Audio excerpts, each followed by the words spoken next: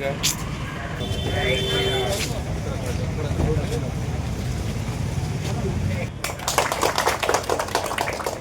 ఆడపడుచుల ఐక్యత ఆడపడుచుల ఐక్యత ఆడపడుచుల ఐక్యత ఆడపడుచుల ఐక్యత ఆడపడుచుల ఐక్యత సాధిద్దాం సాధిద్దాం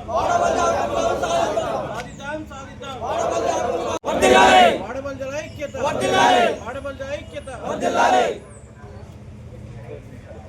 జనాభా మా వాడపల్లి ఇక్కడ ఈ ప్రాంతంలో ఎస్టీలకి అనుగుణంగా సుమారు వాళ్ళకంటే కూడా ఎక్కువగా దినోత్సవం సందర్భంగా శుభాకాంక్షలు తెలుపుకుంటూ వాడవలసి, అదేవిధంగా మౌలికి నరసింహరావు గారికి, వాడవలసి సంఘ నాయకులకి, మత్స్యకారుల కుటుంబాలకి ప్రత్యేకమైన ధన్యవాదాలు తెలుపుకుంటూ వాళ్ళందరికీ శుభాకాంక్షలు. ఈరోజు వాళ్ళకు కూడా ఒక దినం ఉందనేది ప్రపంచవ్యాప్తంగా వాడ మత్స్యకారులు లేకపోతే ఇప్పుడు మా సంవత్సరంలో బతికే వాళ్ళు చాలా వరకు కూడా మత్స్యకారులు ఉన్నారు. వాళ్ళందరికీ ఏ ఆధారం లేకుండా పోతుందని ఆలోచించారు. ఈరోజు ప్రభుత్వం కూడా చాలా వరకు సపోర్ట్ చేసుకుంటూ అనేక చెరువులు ఉన్నాయి, అనేక చేపలు వదులుతున్నారు. వాళ్ళు 2-3 కోరికలు కోరారు. ఏంటంటే మాకు కూడా చెరువులలో ఏజెన్సీ ప్రాంతాల్లో ఏంటంటే కొన్ని చట్టాల వల్ల 107 యాక్టర్లు కొన్ని చెరువులు సంఘాలు మేమే చేసుకోవాలంటాం. దాంతోపాటు మేము గోదావరి పరివార ప్రాంతాలు కొంటాం. గోదావరి లేనప్పుడు ఇబ్బంది పడుతున్నాం. చాలామంది పడవలని ఏమని అడగడం, ఇది నాతో పాటు చాలా వరకు అటు పక్క దామోదర్ గారి దగ్గరికి కూడా చాలాసార్లు సమస్యలు తీసుకుని వచ్చారు. ఈ సమస్యలన్నింటినీ చాలా వరకు కూడా ఈరోజు మళ్ళీ బీసీ సంఘాల్లో ఉన్నాం. బీసీ కూడా చాలా మేము సర్టిఫికేట్ ఇవ్వట్లేదు, చాలా వరకు జరుగుతుంది. ఏ ఏరియా పోతే మాకు బీసీ సర్టిఫికేట్ ఇవ్వట్లేదు. సరే బీసీనా ఎస్టీనా ఓసీనా ఇంతవరకు మాకు తెలియని పరిస్థితిలో ఉన్నామని ఒకసారి గౌరవ ముఖ్యమంత్రి గారి దగ్గరికి మమ్మల్ని తీసుకొని వెళ్ళండి, మేము మా సమస్యలు చెప్తామని మీ నాయకులు, స్టేట్ లెవెల్ నాయకులు, అదేవిధంగా రాష్ట్ర నాయకులు, జిల్లా నాయకులు, డివిజన్ నాయకులు అందరికీ కలవడం జరిగింది. ఆ రోజు కూడా నేను మీకు ప్రామిస్ చేశాను. ఇది ప్రజల దృష్టికి గౌరవ ముఖ్యమంత్రి గారి దృష్టికి తీసుకొని వెళ్ళి మనం ఈ సంఘాలన్నింటినీ మనం ఈ గోదావరి పరివాహక ప్రాంతంలో ఉన్న మత్స్యకారులందరినీ రక్షించాలని ఉద్దేశిస్తాం. ఈరోజు ఇక్కడ నుంచి వాజేడు వెంట మనం గట్టిబిడ్డ గండి వరకు కూడా మన పరివాహక ప్రాంతాలు మన వాడబల్జీలు ఉన్నారు. వీళ్ళందరినీ సమయతో ఏదో ఒక దాంట్లో మనం ఖచ్చితంగా వాళ్ళకి చెరువులలో కానీ వీటిలో కానీ వాళ్ళ సంఘాలని రక్షించాలి. వాళ్ళకి పడవలు ఇవ్వాలి, వలలు ఇవ్వాలి, చేప నీళ్ళలు ఇవ్వాలి.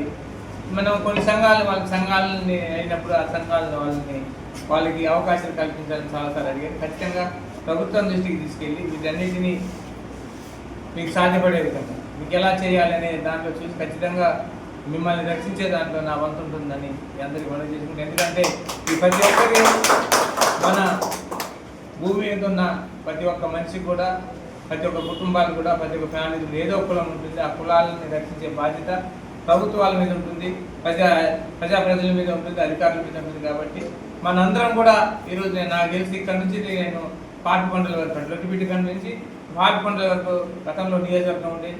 అయినా కానీ నేను అటు పాపికొండల వరకు నేను ఒక ఉద్యోగం చేసి ఉన్నాను. ఇది నేను ఒక చెల్ల వరకు చేశాను. అదేవిధంగా నేను ఇప్పుడు నియోజకవర్గ ఎమ్మెల్యే అయిన తర్వాత మొత్తం ఈ నియోజకవర్గంలో ఎవరి శాతం ఇప్పుడు నేను తెలిసిన వాడబల్లి చాలా వరకు ఏ ప్రాంతాలకు పోయినా ఈ గోదావరి పరివారక ప్రాంతాల్లో అందరూ వాడబల్లీలు నివసిస్తారు. ఖచ్చితంగా వాళ్ళకి తుల్యం ఇస్తామని ప్రభుత్వం దగ్గర తీసుకొని వెళ్ళి నాయకులందరినీ మొదట్లో నేను గత 2 నెలల క్రితమే హామీ ఇచ్చాను.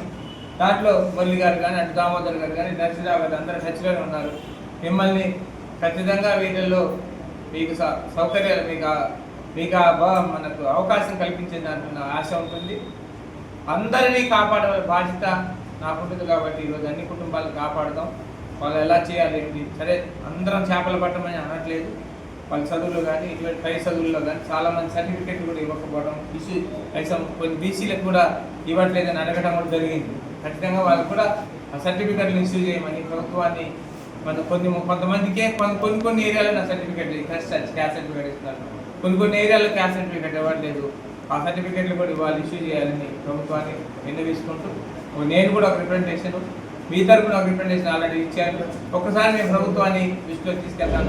నాయకులు అడగటం, నేను ముఖ్యమంత్రి గారి దగ్గరికి తీసుకొని వెళ్ళి ఎవరినొకటి ఖచ్చితంగా మీ నాయకులందరూ కలిపి మీకు మీ కుటుంబాలని కాపాడే బాధ్యత. ఎందుకంటే అటు గోదావరి అటు సైడ్ కూడా ఇటు సైడ్ గోదావరి పరివార ప్రాంతాల్లో ఉన్నారు. చేపలు పట్టే వాళ్ళ తల్లిదండ్రులు ఎవరు వాళ్ళందరూ పొడవలు కానీ వలలు కానీ ఇంతకుముందు ఏదో ఒక స్కీమ్ ద్వారా వాళ్ళకి 90% 80% స్కీమ్ ద్వారా వలలు ఇచ్చేవాళ్ళు, అదేవిధంగా పడవలు ఇచ్చేవాళ్ళు. మొన్న మాకు కొద్ది కాలంలో వీళ్ళకి సైక్లింగ్ కానీ మోటార్ సైకిల్ కానీ చేపలు అమ్ముకోవటం, బయట తీసుకెళ్ళి చేపలు అమ్ముకోవడానికి ఈ రోజు సైకిల్ ఎవరు దొరకట్లేదు కాబట్టి battery vehicle cycles motor cycles ఇచ్చాం.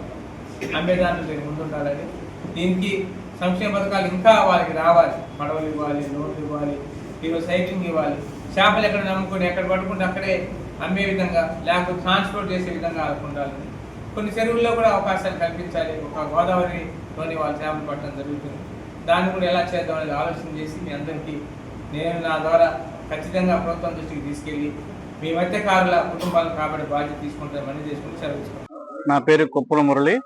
నేను వాడబల్జ సేవా సంఘం రాష్ట్ర ఉపాధ్యక్షుడిగా ఈరోజు భద్రాచల పట్టణంలో ప్రపంచ మత్స్యకార దినోత్సవం సందర్భంగా వాడబల్జ సేవా సంఘం ఆధ్వర్యంలో భద్రాచల పట్టణంలోని టీఎన్జిఓస్ కార్యాలయం నందు వాడబల్జ ఉద్యోగస్తులు, యువకులు, విద్యార్థులు ప్రజల సమక్షంలో ఈ రోజున ప్రపంచ మత్స్యకార దినోత్సవాన్ని ఘనంగా నిర్వహించుకోవడం జరిగింది.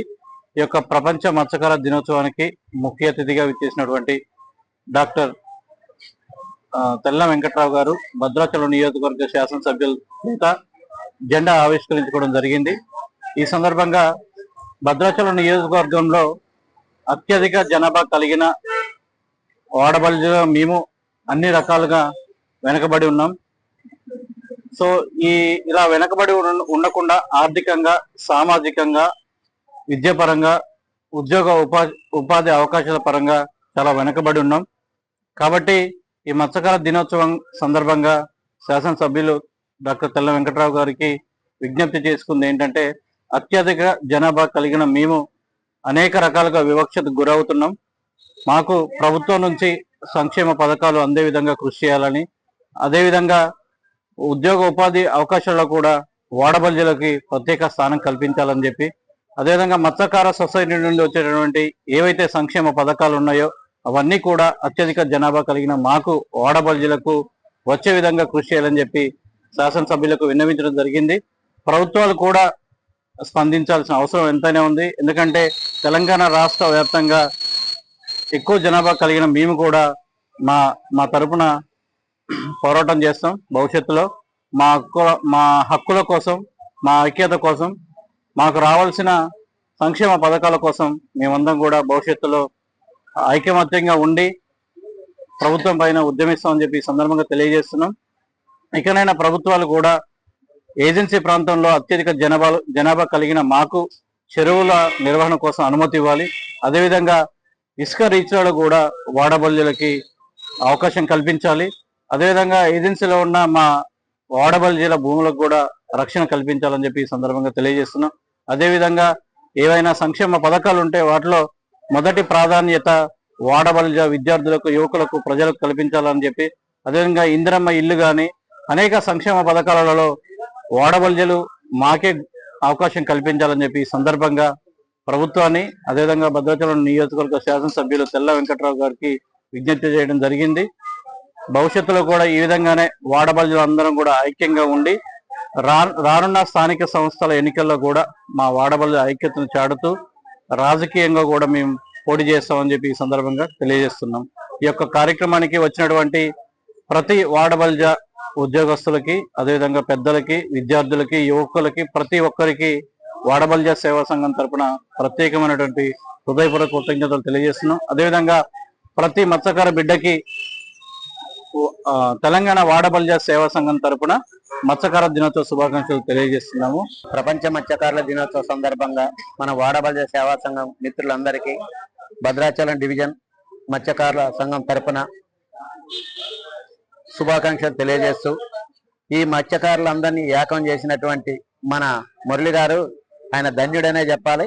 ఈ సందర్భంగా మీ అందరికీ ఆయన పేరుని మనం ఒకసారి గుర్తు చేసుకుంటున్నాం.